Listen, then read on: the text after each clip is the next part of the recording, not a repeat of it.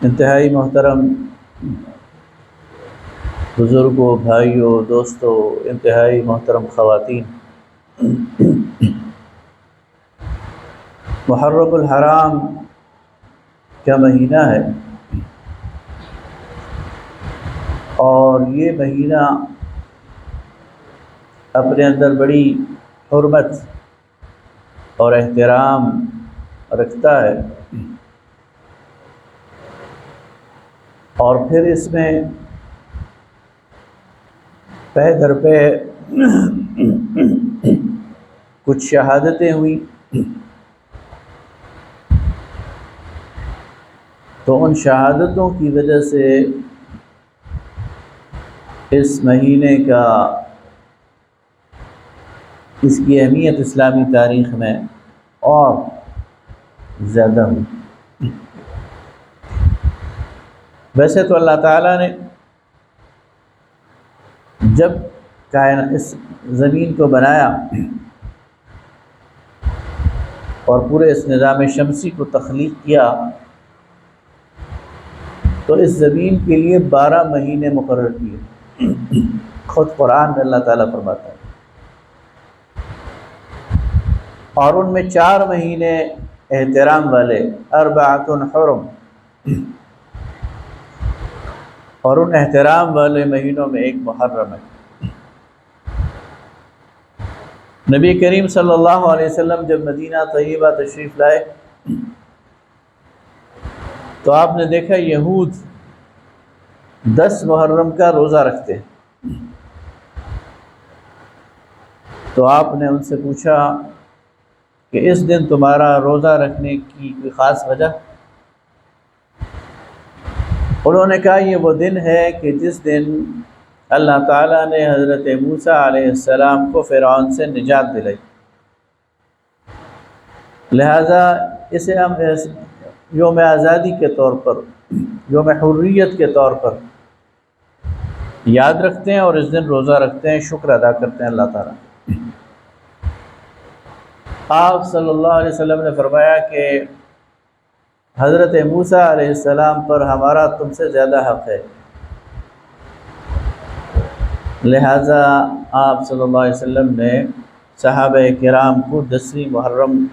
کا روزہ رکھنے کی تاکید فرمائی، اور یہود سے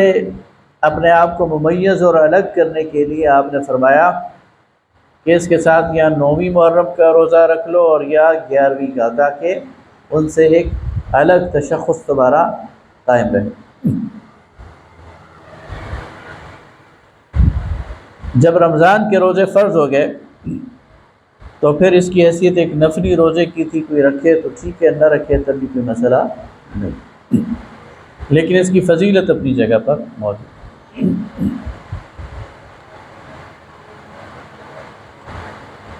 ویسے تو محرم کا جو 10واں دن ہے عاشور،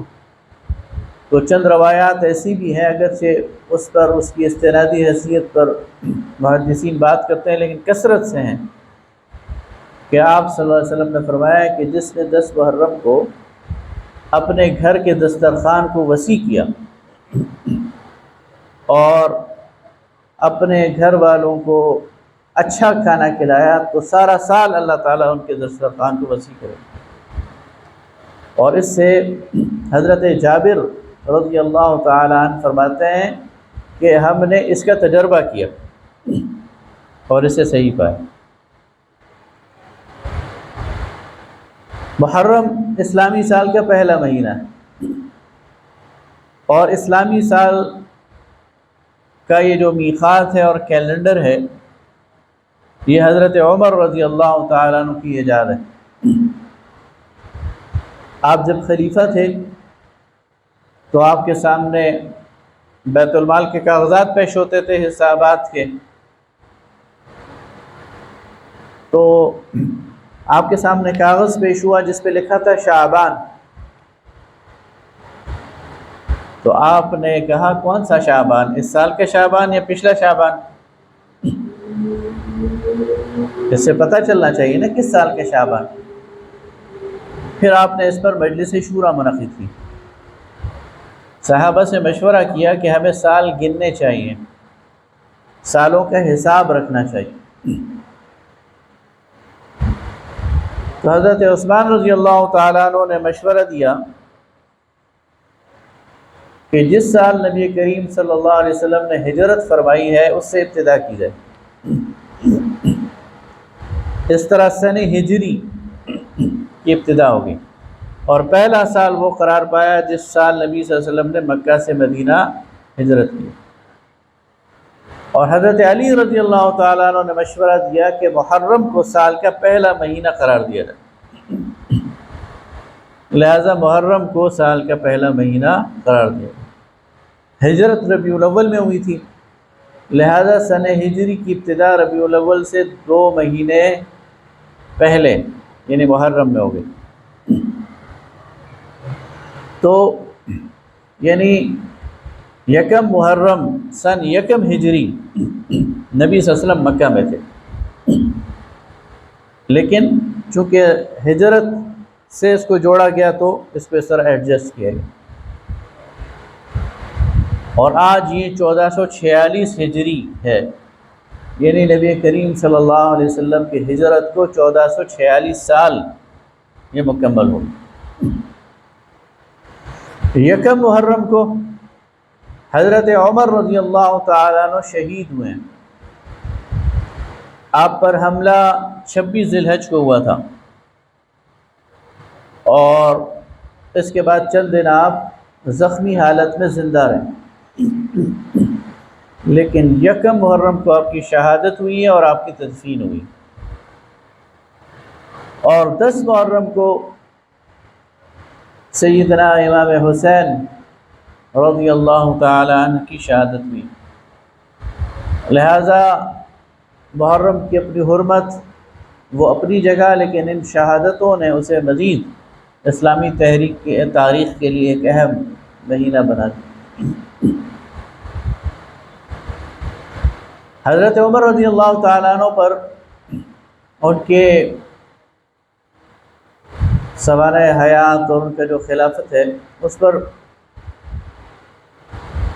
میرا ارادہ تھا کہ میں بات کروں، لیکن اس پر میری ایک گفتگو موجود ہے میڈیا پر، میرے یوٹیوب چینل پر اور پیج پر،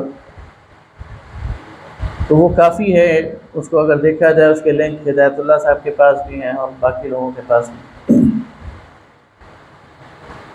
لہذا اس سے آگے گزرتے ہوئے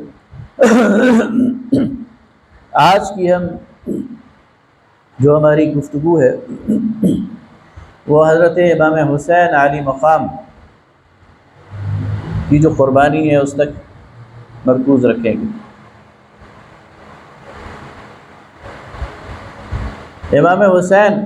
رسول اللہ صلی اللہ علیہ وسلم کے نواسے ہیں۔ حسن اور حسین دونوں رضوان اللہ تعالی علیہم اجمعین رسول اللہ صلی اللہ علیہ وسلم کی گود میں پلے بڑھے، اور رسول اللہ صلی اللہ علیہ وسلم کو آپ سے بے پناہ محبت تھی۔ روایات میں آتا ہے کہ رسول اللہ صلی اللہ علیہ وسلم منبر پر کھڑے ہیں، خطبہ ارشاد فرما رہے کہ اتنے میں آپ کے حجرہ مبارک سے حسن یا حسین برآمد ہوئے، نکلے، اور یہ چھوٹے بچے تھے 2-2.5 سال کے، اور ذرا بڑا کرتا پہنا ہوا تھا تو وہ پاؤں میں اٹکا اور وہ گر گئے۔ تو رسول اللہ صلی اللہ علیہ وسلم خطبہ چھوڑ کر تیزی سے گئے اور انہیں اٹھا لیا اور ان سے پیار کیا، اور فرمایا کہ اللہ نے سچ فرمایا ہے کہ تمہارا مال اور تمہاری اولاد تمہارے لیے فتنہ ہے، تمہارے لیے آزمائش ہے۔ یعنی رسول اللہ صلی اللہ علیہ وسلم کو اس بچے کا گرنا یہ ناگوار گزرا اور آپ کو تکلیف پہنچی اس سے۔ ایک اور روایت میں آتا ہے کہ رسول اللہ صلی اللہ علیہ وسلم نماز پڑھا رہے تھے مسجد نبوی میں، اور آپ سجدے میں تشریف لے گئے تو آپ نے اتنا لمبا سجدہ کیا کہ صحابہ کہتے ہیں کہ ہم نے 70 بار کم از کم تسبیح پڑھی، سبحان ربی الاعلی۔ اور ہمیں خدشہ ہوا کہ رسول اللہ صلی اللہ علیہ وسلم کے ساتھ کوئی مسئلہ ہو گیا، کیوں سجدے سے سر مبارک نہیں اٹھا رہے؟ تو ایک صحابی کہتے ہیں کہ میں نے سر اٹھایا تو دیکھا کہ آپ سجدے میں اور آپ کی پشت پر حسن یا حسین، اور جب وہ خود اترے تو نبی صلی اللہ علیہ وسلم نے سجدہ مکمل کیا اور پھر صحابہ کو کہا کہ میں سجدے کی حالت میں تھا اور میرا بیٹا میری پشت پہ تھا اور مجھے یہ ناگوار گزرا کہ میں اسے ہٹاؤں، تو جب وہ اپنی مرضی سے خود ہٹا تو میں سجدے سے باہر آیا۔ اس سے آپ اندازہ لگا سکتے ہیں کہ رسول اللہ صلی اللہ علیہ وسلم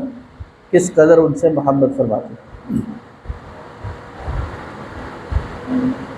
اسی لیے آپ نے فرمایا کہ یہ جنت کے نوجوانوں کے سردار ہیں۔ یہ سوال پیدا ہوتا ہے کہ حضرت حسین رضی اللہ تعالیٰ عنہ نے کربلا کے میدان میں یہ قربانی کیوں پیش کی؟ کیا یہ اقتدار کی جنگ تھی؟ کیا جس طرح کچھ ناخلف کہتے ہیں کہ یہ دو شہزادوں کے درمیان ایک جنگ تھی؟ تو حضرت حسین رضی اللہ تعالیٰ عنہ کا اس مقام اس سے بہت بلند ہے کہ وہ اقتدار کی جنگ کرتے، ان کی تربیت براہ راست رسول اللہ صلی اللہ علیہ وسلم نے فرمائی۔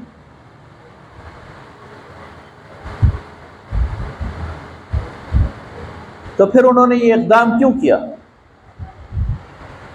اس کو سمجھنے کے لیے سب سے پہلے ہمیں وہ نظام سمجھنا پڑے گا جو رسول اللہ صلی اللہ علیہ وسلم چھوڑ کر گئے تھے۔ رسول اللہ صلی اللہ علیہ وسلم نے یہ دین مکمل شکل میں امت کے حوالے کیا، اور دین یاد رکھیے، دین میں اور مذہب میں فرق ہے۔ اسلام مذہب نہیں ہے، اسلام دین ہے۔ مذہب کیا ہے؟ مذہب ترجمہ ہے انگریزی لفظ ریلیجن کا، اور ریلیجن کی تعریف یا ڈیفینیشن اگر آپ ڈکشنری میں دیکھیں تو وہ کہتے ہیں سیٹ آف فیو ریچولز،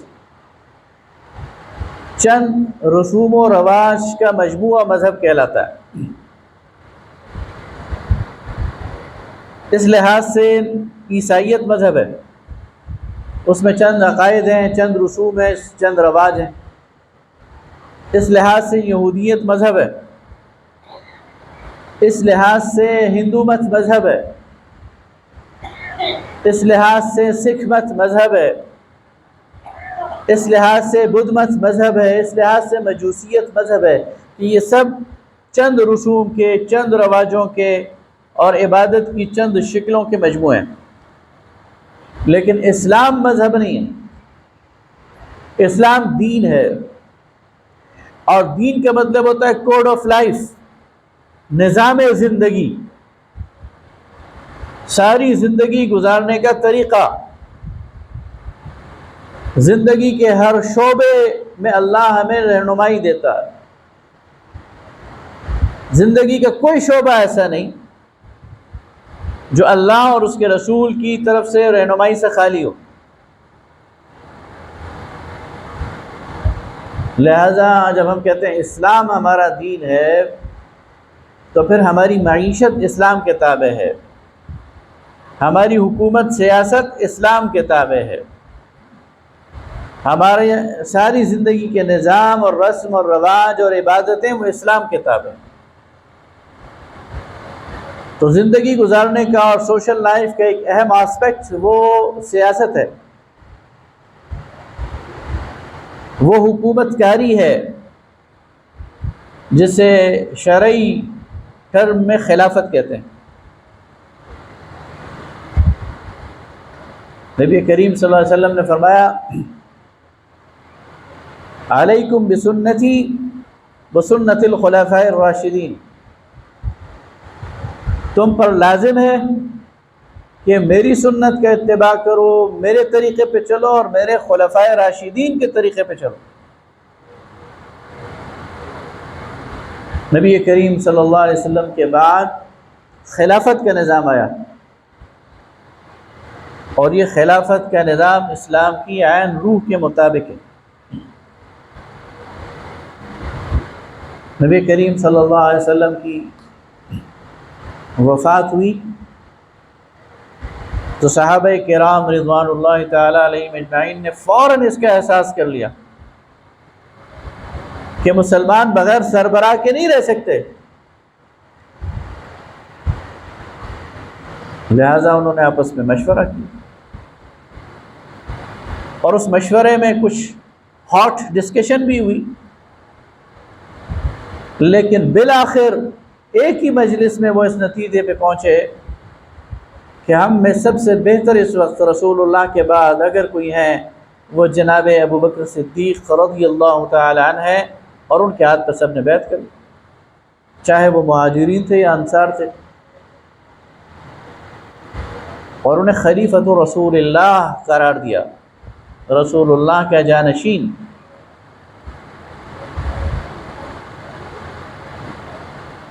اور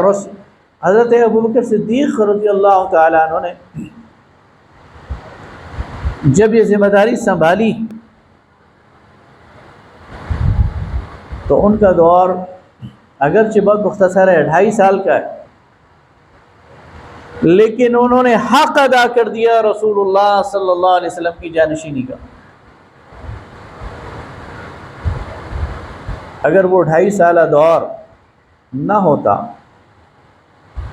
اور اس 2.5 سال میں ابو بکر صدیق رضی اللہ تعالیٰ عنہ خلیفہ نہ ہوتے تو آج شاید اسلام کی وہ شکل نہ ہوتی جو ہمیں ملی۔ 2 فتنے کھڑے ہو گئے فوراً، رسول اللہ صلی اللہ علیہ وسلم کی وفات کے ساتھ 2 فتنے کھڑے ہو گئے۔ ایک تو جھوٹے نبوت کے دعوے دار کھڑے ہو گئے، اسود غنسی، مسلمہ کذاب، طلحہ اسدی اور شجاع خاتون، اور ان سب نے کہا ہم نبی ہیں۔ حضرت ابوبکر صدیق رضی اللہ تعالیٰ عنہ نے ایک لمحہ ضائع کیے بغیر ان کے خلاف قتال کیا، ان سب کو سرنڈر کروایا، مسلمہ کذاب کو قتل کرایا اور اس فتنے کو ختم کیا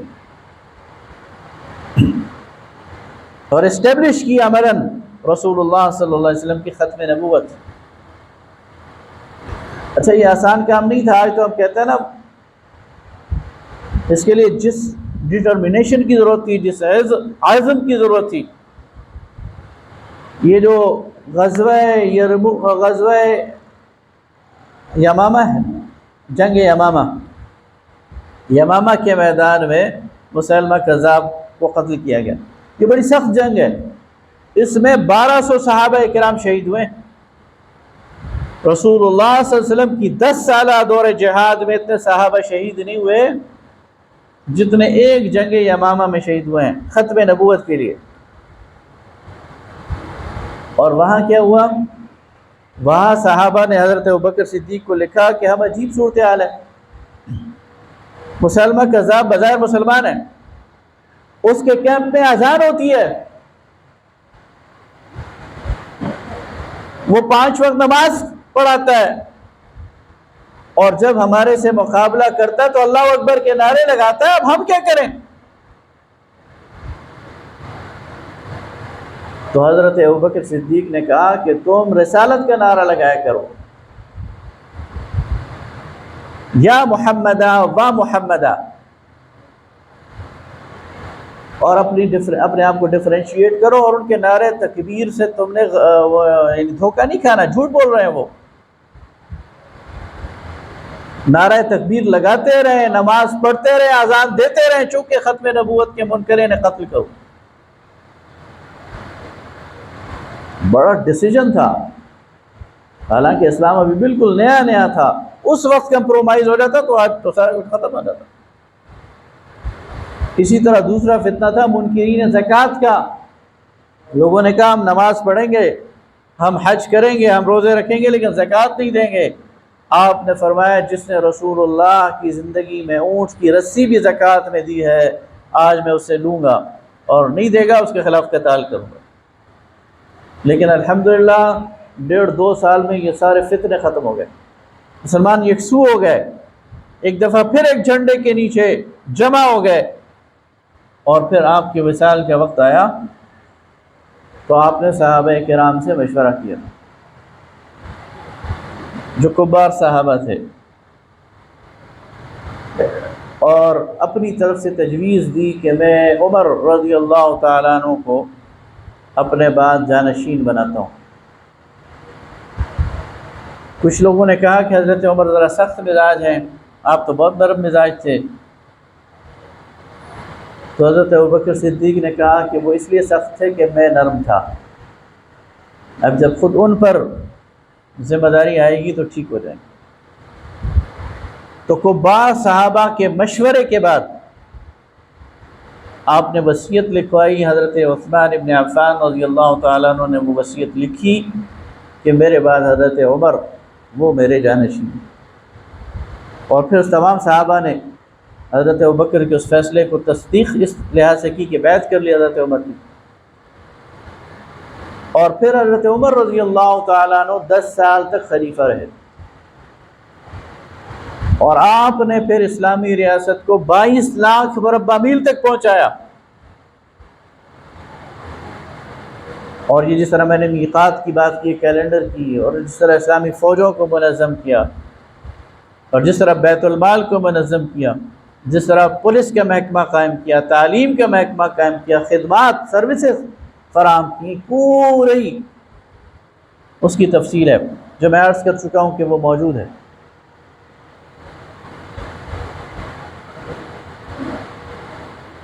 حضرت عمر رضی اللہ تعالیٰ عنہ کو ایک مجوسی ابو لولو فیروز نے اپنے محراب میں فجر کی نماز پڑھاتے ہوئے زخمی کیا اپنے خنجر سے، 26 ذی الحج۔ جب آپ زخمی ہوئے تو آپ کو احساس ہو گیا کہ بس میرا وقت تو پورا ہو رہا ہے، تو آپ کو سب سے بڑی فکر یہ تھی کہ آپ کے بعد یہ ذمہ داری کس کے پاس آئے گی۔ تو آپ نے 6 اصحاب جو سب سے اہم تھے اس وقت، عشرہ مبشرہ میں سے، ان کی کمیٹی بنائی، حضرت عبد الرحمن ابن عوف، حضرت عثمان، حضرت علی، حضرت سعد، حضرت طلحہ، حضرت زبیر رضوان اللہ تعالی علیہم اجمعین، اور فرمایا کہ تم میں سے کسی ایک کو خلیفہ ہونا چاہیے۔ حضرت عبد الرحمن بن عوف رضی اللہ تعالیٰ عنہ نے کہا کہ میں دستبردار ہوتا ہوں، مجھے اس سے کوئی دلچسپی نہیں، لیکن اگر تم موقع دو تو میں تمہارے خلافت کے اس فیصلے میں مدد کر سکتا ہوں۔ سب نے کہا ٹھیک ہے۔ حضرت طلحہ، حضرت زبیر، حضرت سعد یہ بھی وڈرا ہو گئے، دستبردار ہو گئے، اور معاملہ حضرت عثمان ابن عفان اور حضرت علی رضی اللہ تعالیٰ عنہم کے درمیان رہ گئے۔ حضرت عبد الرحمن ابن عوف نے 3 دن تک مدینے میں چل پھر کر لوگوں سے مشورہ کیا تمہارا خلیفہ کون ہونا چاہیے۔ خواتین سے پوچھا، سیانے بچوں سے پوچھا، اور پھر ایک دن مسجد میں آ کر اعلان کر دیا کہ میرے یہ خیال ہے کہ لوگوں کی زیادہ تعداد حضرت عثمان رضی اللہ تعالیٰ عنہ کے حق میں ہے، اور میں ان کے ہاتھ پہ بیعت کرتا ہوں، اور سارے مجمع نے ان کے ہاتھ پہ بیعت کرتا ہوں۔ حضرت عثمان رضی اللہ تعالیٰ عنہ 12 سال خلیفہ رہے، اور اسلامی قلمرو کو انہوں نے ڈبل کر دیا۔ حضرت عمر کا 22 لاکھ مربع میل تک حدود تھی، حضرت عثمان نے اسے 44 لاکھ تک پہنچا دی۔ 3 براعظم ان کی مظلومانہ شہادت ہوئی، وہ میں بیان کر چکا ہوں۔ تو اس وقت جو اہل بدر موجود تھے، جو غزوہ بدر میں شریک تھے، جنہیں اہل شورا کہا جاتا تھا، انہوں نے مل کر حضرت علی کرم اللہ وجہ الکریم کو خلیفہ بنا لیا۔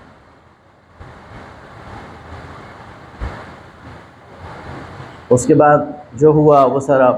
اس وقت میرا موضوع نہیں ہے۔ بتانا یہ مقصود تھا کہ چاروں خلفاء جن پر امت کا اجماع ہے کہ یہ خلفاء راشدین ہیں رضوان اللہ تعالی علیہم اجمعین، امت میں سب سے افضل افراد حضرت ابوبکر صدیق رضی اللہ تعالیٰ عنہ، حضرت عمر فاروق رضی اللہ تعالیٰ عنہ، حضرت عثمان غنی رضی اللہ تعالیٰ عنہ اور حضرت علی رضی اللہ تعالیٰ عنہ۔ امت میں ان سے زیادہ افضل کوئی بھی نہیں۔ اور نبی کریم صلی اللہ علیہ وسلم کی ایک حدیث کے مطابق میرے بعد خلافت 30 سال تک رہے گی، تو یہ 30 سال یہاں مکمل ہو جاتے ہیں۔ 6 مہینے حضرت حسن کے اگر اس میں لگا لیں۔ اس کے بعد یہ سسٹم بدلنا شروع ہوا، یہاں تک کہ یزید کی جانشینی کے مسئلے پر وہ سسٹم جو خلفاء نے قائم کیا تھا اس کے اندر درار آ گئی، اور اس کے اندر نسلی یعنی صحابہ کرام میں سے حضرت عمر کو کہا گیا آپ اپنے بیٹے کو جانشین بنا لیں، تو انہوں نے انکار کر دیا۔ وہ کہ حضرت عبداللہ ابن عمر بہت زاہد اور عابد صحابی ہیں، اگر حضرت عمر ان کو جانشین بناتے سب قبول کر لیتے، کوئی ان پہ اعتراض نہ کرتا، ان کے زہد، ان کے تقوی، ان کی عبادت۔ لیکن حضرت عمر نے اس کو نہیں بنایا اس طرح۔ یزید کے وقت حضرت حسین رضی اللہ تعالیٰ عنہ نے اسے نوٹس کر لیا کہ وہ خلافت جو امت کا اجتماعی حق ہے اور امت کے مشورے سے اس کو حل ہونا چاہیے، اس پر ایک خاندانی اور نسلی قبضہ ہو رہا ہے، اور ایک ایسے شخص کو خلیفہ بنا دیا گیا ہے جو علم کے لحاظ سے بھی اس پہ پورا نہیں اترتا اور عمل کے لحاظ سے بھی اس پہ پورا نہیں اترتا۔ تو اس نظام کو بچانے کے لیے حضرت حسین رضی اللہ تعالیٰ عنہ نے اقدام کیا ہے، یعنی حضرت حسین رضی اللہ تعالیٰ عنہ کو اگر یزید جبراً بیعت کے لیے مجبور نہ کرتا تو شاید وہ اقدام نہ کرتے، وہ خاموشی اختیار کر لیتے۔ لیکن جب انہوں نے محسوس کیا کہ یزید کی تلوار میری گردن کی طرف آ رہی ہے اور مجھ سے زبردستی بیعت لینا چاہتا ہے، تو انہوں نے اس کو گوارا نہیں کیا، اپنی جان دے دی، لیکن ایک نااہل شخص کے ہاتھ پر بیعت کر کے اسلام کے سارے نظام کو ڈی ریل کرنے کی انہوں نے یعنی اجازت نہیں دی، اور اپنے عمل سے خون کی ایک لکیر کھینچ دی۔ آج تک ہمیں معلوم ہو رہا ہے کہ اس سے پہلے جو تھا وہ ٹھیک تھا، اس کے بعد جو کچھ ہے وہ غلط ہے۔ اگر وہ یہ قربانی نہ دیتے، میں کبھی کبھی سوچتا ہوں کہ اللہ تعالیٰ نے اپنے دین کے دفاع کے لیے اپنے رسول کے خانوادے کو چنا، یعنی یہ قربانی کسی اور نے دی ہوتی نا، امت بھول گئی ہوتی، لیکن یہ قربانی رسول اللہ کے نواسے نے دی ہے۔ ان کا تقدس، ان کا احترام، ان کے خون کی پاکیزگی امت قیامت تک نہیں بھول سکے گی۔ اس کے ذریعے اللہ نے اسلام کے اس نظام کو محفوظ کر دیا کہ اس کے بعد جو کچھ ہے وہ تمہاری کوتاہی ہے، غلطی ہے، اسلام کو اس سے کوئی تعلق نہیں۔ یہ ہے وہ شہادت، اور یہ ہے وہ حریت، اور یہ ہے وہ استقلال کہ سامنے اگر جابر بادشاہ آ جائے تو اپنی زندگی پہ کھیل جاؤ، لیکن اس کی اطاعت نہ کرنا، قربانی دے دو۔ آج دیکھیں 1400 سال گزر گئے، یزید کا نام گالی بن گیا، اس وقت وہ جیت گیا تھا، لیکن آج کوئی اپنے بیٹے کا نام یزید نہیں رکھتا، حالانکہ یزید اس سے پہلے صحابی کا نام بھی ہے، یزید بن ابی سفیان رضی اللہ تعالیٰ عنہ، بڑے اونچے درجے کے صحابی ہیں، لیکن اس بدبخت کی وجہ سے وہ نام بھی اس لیے کہ اس نے حرکت ایسی کی تھی، بظاہر جیت گیا لیکن ہار گیا، اور حضرت حسین رضی اللہ تعالیٰ عنہ بظاہر شہید ہو گئے، لیکن انہوں نے اسلام کے اس نظام کو بچا لیا۔ اور یہ جو شہادت ہے تو بڑا بلند مرتبہ ہے، یعنی اس پر غم اور ماتم کا موقع نہیں، ایسے تو سیکھنے کی ضرورت ہے۔ یہ جو غزوہ احد میں صحابہ کرام شہید ہوئے، 70 صحابہ شہید ہوئے، اور حضرت حمزہ رضی اللہ تعالیٰ عنہ شہید ہوئے، تو ظاہر ہے یہ مدینہ چھوٹی سی بستی ہے، اور اس بستی میں 70 شہداء ہو جائیں تو بستی نے تو غمزدہ ہونا ہی، ہر گھر سے جنازہ نکلا ہے، پوری بستی پر غم کا اور شوق کا عالم تھا۔ اور خاص طور پر حضرت جابر رضی اللہ تعالیٰ عنہ وہ بھی غمزدہ تھے، اور غمزدہ اس لیے تھے کہ ان کے والد شہید ہو گئے تھے۔ تو رسول اللہ صلی اللہ علیہ وسلم جب واپس تشریف لائے تو آپ نے شہداء کے گھرانوں کا وزٹ کیا، ہر شہید کے گھر پہنچے اور گھر والوں سے تعزیت کی۔ تو جب حضرت جابر کے گھر آئے تو انہیں مغموم پایا، تو کہا جابر کیوں، کیا ہوا، بہت زیادہ غم زدہ ہو۔ کہا یا رسول اللہ، ایک تو والد صاحب شہید ہو گئے، دوسرا یہ ہے کہ میری 7 بہنیں ہیں اور والد صاحب قرض بھی چھوڑ گئے ہیں، تو اب پریشانی تو ہے۔ رسول اللہ صلی اللہ علیہ وسلم نے فرمایا جابر کیا میں تمہیں وہ بات نہ بتاؤں جو تمہارے والد کا اللہ سے مکالمہ ہوا ہے؟ انہوں نے کہا یا رسول اللہ ضرور بتائیں۔ فرمایا جابر اللہ کی یہ سنت نہیں ہے کہ کسی سے بغیر حجاب کے بات کرے، لیکن جب تمہارے والد شہید ہوئے تو براہ راست اپنے سامنے بلایا اور پوچھا کہ بتاؤ خوش ہو؟ تو عبداللہ نے کہا یا اللہ بالکل خوش ہوں، تیری اتنی نعمتیں ہیں کہ میری تو وہم اور توقع سے زیادہ ہیں، البتہ دل میں ایک کسک ہے کہ میرے پیچھے میرے بچے اور جابر وہ پریشان ہوگا۔ تو رسول اللہ صلی اللہ علیہ وسلم نے فرمایا اللہ تعالیٰ نے سورہ آل عمران کی آیات اتار دیں کہ وَلَا تَقُولُوا لَا تَحْسَبَنَّ الَّذِينَ قُتِلُوا فِي سَبِيلِ اللَّهِ أَمْوَاتًا، وہ لوگ جو اللہ کے راستے میں مارے جائیں انہیں مردہ خیال بھی مت کرو، دل میں تمہارے خیال بھی نہیں آنا چاہیے کہ وہ مردہ ہیں، بل احیاء عند ربهم یرزقون، وہ اللہ کے ہاں زندہ ہیں اور انہیں رزق دیا جا رہا ہے۔ اور صرف یہ نہیں، فرحین بما آتاہم اللہ من فضل، خوشیاں منا رہے ہیں اس فضل پر جو اللہ نے ان پر کی ہے، وَيَسْتَبْشِرُونَ بِالَّذِينَ لَمْ يَلْحَقُوا بِهِمْ مِنْ خَلْفِهِمْ أَلَّا خَوْفٌ عَلَيْهِمْ وَلَا هُمْ يَحْزَنُونَ، اور خوشخبری کا پیغام پہنچا رہے ہیں ان لوگوں کو جو پیچھے رہ گئے ہیں کہ ہمارے بارے میں غم بھی نہ کرو اور ہمارے بارے میں پریشان بھی نہ ہو۔ وہ تو وہاں جا کر مزے کر رہے ہیں، تم یہاں پریشان ہو رہے ہو، پریشانی کی ضرورت نہیں ہے، وہ بہت اچھی جگہ پر ہیں۔ تو یہ ہے شہداء کا مقام، اس سے انسپائر ہونا چاہیے، اس سے موٹیویٹ ہونا چاہیے، اس سے اس راستے میں اپنی جان اور مال قربان کرنے کے لیے آمادہ ہونا چاہیے، نہ کہ صف ماتم بچھا کر یہ جو ہے وہ اس قربانی کو وہ جو ہے وہ زائل کرنا چاہیے۔ اس لیے اللہ تعالیٰ سے دعا ہے کہ اللہ تعالیٰ ہمیں شہادت حسین اور شہادت عمر فاروق رضوان اللہ تعالیٰ علیہم اجمعین سے بہترین سبق لینے کی اور زندگی میں اس کو رہنما بنانے کی توفیق عطا فرمائے۔ وآخر دعوانا الحمدللہ۔